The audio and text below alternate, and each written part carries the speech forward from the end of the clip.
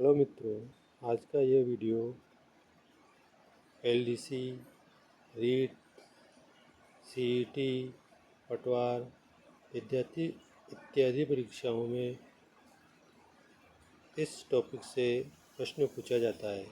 इसलिए ये टॉपिक बहुत ही महत्वपूर्ण रहने वाला है। इस टॉपिक को ध्यान से पढ़ेंगे और समझेंगे। टॉपिक का नाम है वाच्य। वाक्य में प्रयुक्त क्रिया, रूप, कर्ता, कर्म या भाव किसके अनुसार प्रयुक्त हुआ है, इसका बोध कराने वाले कारकों को वाच्य कहते हैं। वाच्य 3 प्रकार के होते हैं: कृतवाच्य, कर्मवाच्य, भाववाच्य। कृतवाच्य जब वाक्य में प्रयुक्त क्रिया का सीधा और प्रधान संबंध कर्ता से होता है, अर्थात क्रिया के लिंग वचन कर्ता के अनुसार प्रयुक्त होते हैं, उसे कृतवाच्य कहते हैं।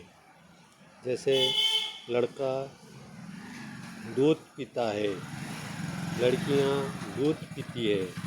प्रथम वाक्य में पीता है क्रिया कर्ता लड़का के अनुसार और पुल्लिंग एक वचन की है, जबकि दूसरे वाक्य में पीती है क्रिया कर्ता लड़कियों के अनुसार स्त्रीलिंग बहुवचन की है। विशेष आदरार्थ आपके लिए क्रिया सदैव बहुवचन में होती है। जैसे आप जा रहे हैं, तो आप यानी कि आदरसूचक शब्द है, इसलिए क्रिया हमेशा बहुवचन में प्रयुक्त होएगी। कृतवाच्य के पश्चात कर्मवाच्य।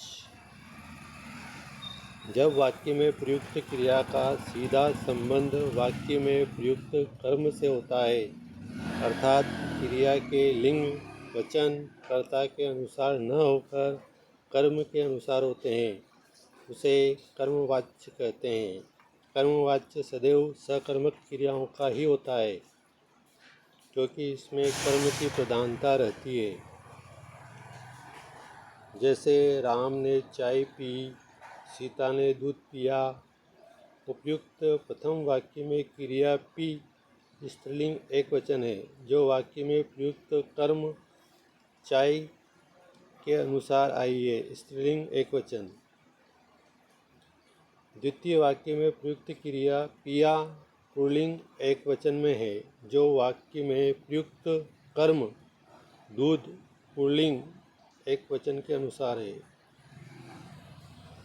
कर्मवाच्य की 2 स्थितियाँ होती है: कर्ता युक्त कर्मवाच्य, कर्ता रहित कर्मवाच्य। कर्ता युक्त कर्मवाच्य जब वाक्य में कर्ता विद्यमान हो तो वह तिर्यक कारक की स्थिति में होगा, अर्थात कर्ता कारक चिन्ह विभक्ति युक्त होगा, तथा ऐसी स्थिति में क्रिया बीते समय की होगी, यानी भूतकालिक होगी। जैसे नरेंद्र ने मिठाई खाई, रोजी ने दूध पिया। दूसरा होता है कर्ता रहित कर्मवाच्य। कर्ता रहित कर्मवाच्य की स्थिति में वाक्य में प्रयुक्त कर्म ही प्रत्यक्ष कर्ता के रूप में प्रयुक्त होता है। ऐसी स्थिति में क्रिया संयुक्त होती है। जैसे एक ओर अध्ययन हो रहा था, दूसरी ओर मैच चल रहा था। जबकि क्रिया की पूर्णता की स्थिति में क्रियापद के गठन में आ, ई, ए मुख्य धातु में न जुड़कर उसके तुरंत बाद में प्रयुक्त सहायक धातु से जुड़ते हैं। जैसे अंथेनी की घड़ी चुरा ली गई, चोर पकड़ लिए गए। तीसरा आता है आपके भाववाच्य। जब वाक्य में प्रयुक्त क्रिया न तो कर्ता के अनुसार होती है, न कर्म के अनुसार, बल्कि असमर्थता के भाव के साथ, वहाँ भाववाच्य होता है। जैसे आँखों में दर्द के कारण मुझसे पढ़ा नहीं जाता। इस स्थिति में अकर्मक क्रिया का ही प्रयोग भाववाच्य में होता है।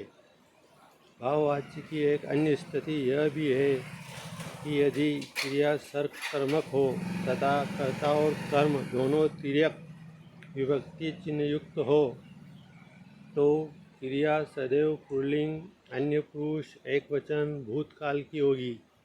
जैसे राम ने रावण को मारा, लड़कियों ने लड़कों को पीटा।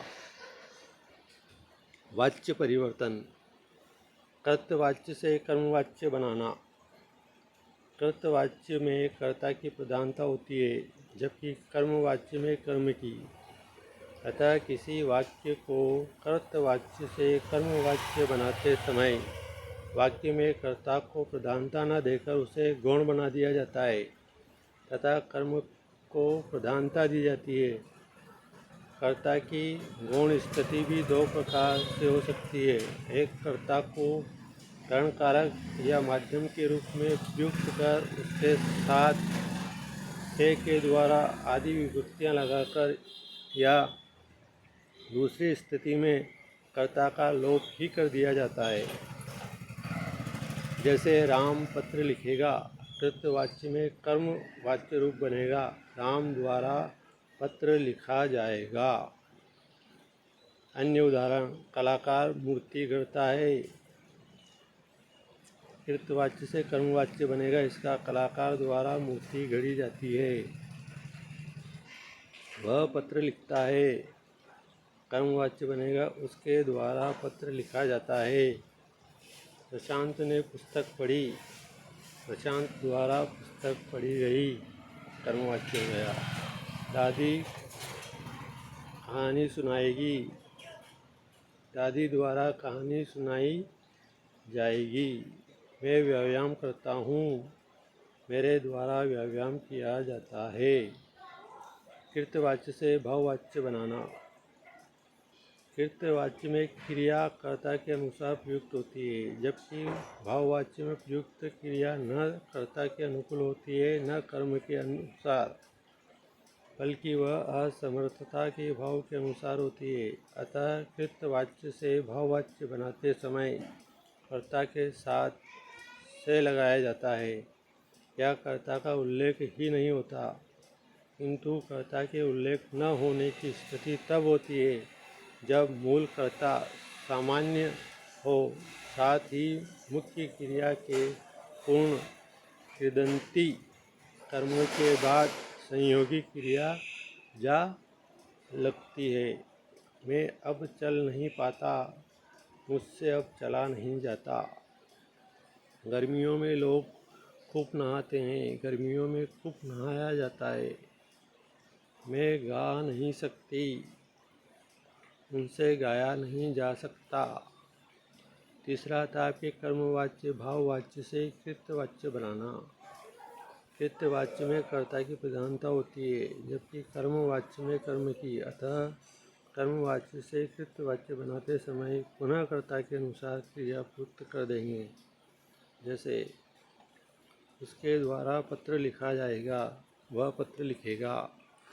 बच्चों द्वारा चित्र बनाए गए, बच्चों ने चित्र बनाए। गधे द्वारा बोझ ढोया गया, गधे ने बोझ ढोया। अभ्यास प्रश्न देखेंगे। यहाँ से एक सवाल निश्चित रूप से आता है, बहुत महत्वपूर्ण प्रश्न है। निम्न लिखित में पुल्लिंग शब्द है, हिंदी, पूर्णिमा, चांदी, ये स्त्रीलिंग है। इसमें दही आएगा क्योंकि दही खाया जाता है, पिया जाता है। ख सही उत्तर है इसका। कौन सा शब्द स्त्रीलिंग का नहीं है? छात्रा, वधू, पृथ्वी, तीनों स्त्रीलिंग के हैं। स्त्रीलिंग का भाव आता है वाक्य में प्रयोग करते हैं तो। उसने जीवन जिया, पुल्लिंग का भाव आ रहा है तो घ आएगा इसका सही उत्तर, जीवन। निम्न में से कौन सा शब्द सदैव बहुवचन में प्रयुक्त नहीं होता? हस्ताक्षर, दर्शन, प्राण, ये बहुवचन में प्रयुक्त होते हैं। सोना एक वचन में प्रयुक्त होता है। पेड़ से पत्ता गिरता है, वाक्य में पेड़ शब्द का कारक है, पेड़ से पत्ता अलग हो रहा है तो अलग होने के भाव में अपादान कारक ग सही होगा। यदि वह परिश्रम करता तो अवश्य सफल होता, वाक्य में क्रिया का काल है। इसमें दो वाक्य हैं और दोनों एक दूसरे पर आश्रित हैं, तो फिर इसमें आएगा हेतु हेतु मंदभूत। लिंग किसे कहते हैं? 10 पुल्लिंग शब्द लिखिए। लिंग चिन्ह या स्त्री पुरुष का बोध कराने वाले शब्दों को लिंग कहते हैं। पुल्लिंग 10 पुल्लिंग बता सकते हैं अपन, लड़का, सोना, इस तरह से 10 पुल्लिंग शब्द। किताब, बैल, बकरा, भालू,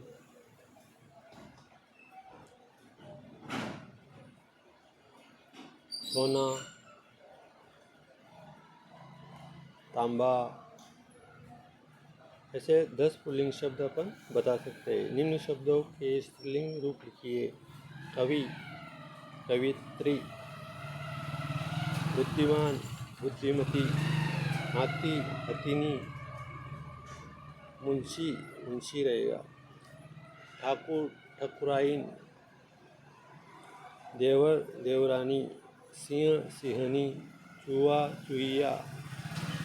स्त्रीलिंग एवं पुल्लिंग शब्दों को पृथक कीजिए। मंगलवार और जनवरी पुल्लिंग शब्द है। इमली, अरावली, देवनागरी, अवधी स्त्रीलिंग शब्द है। निम्न शब्दों के बहुवचन रूप बताइए। दवाइयाँ, अभ्यर्थियों, चिड़ियाँ, गुरुजनों, मंत्रियों। कारक किसे कहते हैं? कारक के प्रकार और विभक्ति का उल्लेख कीजिए। कृत्यवाची को कर्मवाची में बदलिए। चित्रकार चित्र बनाता है। चित्रकार चित्र बनाता है। चित्र को चित्रकार बनाता है। वह गाना गाती है। गाना को वह गाती है। गाना वह गाती है। उसने खाना बनाया। खाना उसने बनाया। नानी कहानी सुनाएगी। कहानी नानी सुनाएगी। इस प्रकार ये अभ्यास प्रश्न पूर्ण होते हैं। इसी के साथ वीडियो को सब्सक्राइब, लाइक और शेयर करना न भूलिएगा। जय हिंद, जय भारत।